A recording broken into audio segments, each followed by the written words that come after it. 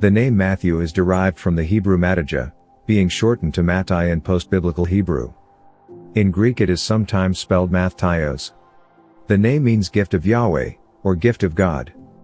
Matthew is spoken of 5 times in the New Testament, first in Matthew chapter 9, when called by Jesus to follow him, and then 4 times in the list of the apostles. Matthew is the same as Levi, recorded in Mark 2:14, and Luke 5:27, as sitting at the receipt of custom. The account in the 3 synoptics is identical, the vocation of Matthew Levi as being a tax collector. Levi was the original name of the man who was later called Matthew. Matthew, the son of Alphaeus, was a Galilean, or Syrian.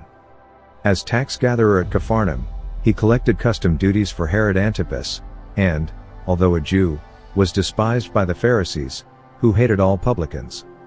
When summoned by Jesus, Matthew arose and followed him and gave Jesus a feast in his house, where tax gatherers and sinners sat at table with Christ and his disciples. This drew forth a protest from the Pharisees, whom Jesus rebuked in these consoling words, "I came not to call the just, but sinners." He was one of the witnesses of his resurrection.